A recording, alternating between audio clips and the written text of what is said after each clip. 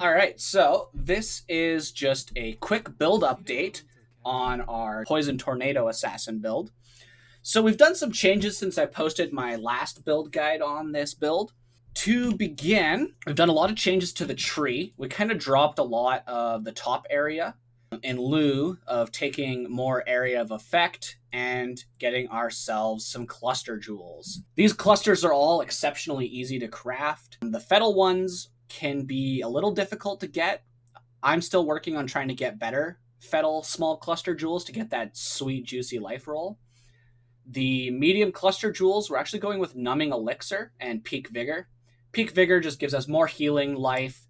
Numbing Elixir, if you take two of these, gives 80% reduced effect of curses on you during a flask effect, and 40% reduced effect of ailments on you during flask effects. So these together, 80% reduced, makes most ailments and most curses do very little to you. For our large cluster jewel, we wanted Grim Oath and Overwhelming Malice. So Overwhelming Malice enables us to have pretty decent uptime on having Unholy Might, which works out to about 30% more damage. So it's a really juicy node to take. Grim Oath is basically another 10% more damage, so it's also really solid. And we got Area of Effect corruptions on all of our jewels, and we got Corrupted Blood immunity on one of them.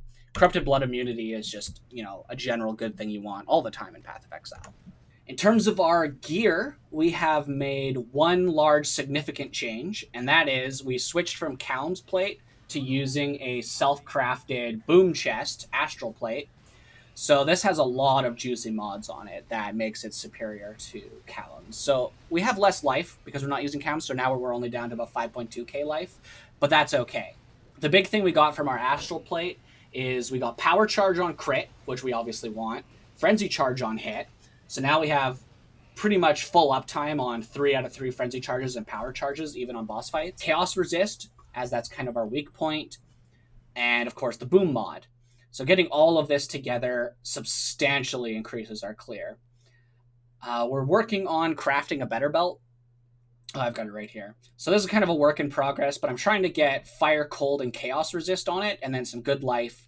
And then ideally, I think I'm going to Hunter Slam and try to get Chaos damage and percent life on it as well. That would be ideal. Another big thing we have changed is on our Tornado setup, we no longer are using greater multiple projectiles. Now that you're using the Boom Chest, you actually don't need the clear for multiple projectiles. One projectile is enough to detonate packs. To shore this up, though, we are using Dying Sun, which when it's up brings us up to 3 projectiles, which is still really solid. But that's actually not even the reason we're using Dying Sun. We're actually using Dying Sun for the area of effect. And we have switched from multiple projectiles to Void Manipulation on Tornadoes, which is about 40% more DPS on the sheet. So now we're looking at about 14 million DPS at peak conditions. Aside from that, we also dropped our setup with Lightning Warp in our main 6-link, and we actually moved Lightning Warp to having its own 6-link with faster casting, blood magic, and the ideal goal is to get Awakened Curse on hit with Despair and Temporal Chains. That way we can use Lightning Warp to apply our curses. That allowed us to drop Witchfire Brew and switch over to a Basalt Flask for another 15% physical damage reduction, which is pretty sweet. Physical damage reduction is kind of another sore spot on the build, and that substantially improved our defenses. Now, this is a kind of a tricky spot in the build. With all of our skill effect reduction, Curse on hit applies another fat skill duration reduction, and we can't use increased duration with Lightning Warp because that invalidates the whole point of using Lightning Warp. And unfortunately, with the amount of skill effect duration reduction we have on the build, combined with Curse on hit support, it actually reduces our curse duration to below 0 seconds, so our curses don't apply. Our way of dealing with this now is we allocate Hexmaster on our amulet, which is pretty key. Hexmaster on the tree gives us 80% increased skill effect duration on our curses, so that lets us kind of cancel out all of that skill effect duration reduction we have on our curses, and it kind of like, I think you end up with like a net positive of 20% increased, which is enough. It does allow us to have permanent uptime on our curses on boss fights without any issue.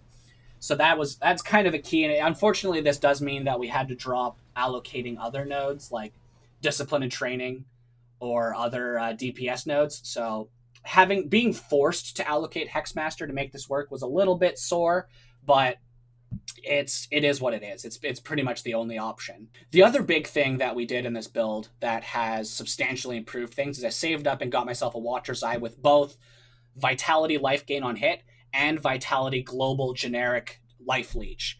Going from 0.2% life leech from Disintegrator all the way up to 1.6% life leech with Disintegrator plus the Watcher's Eye substantially improved the build's ability to heal itself.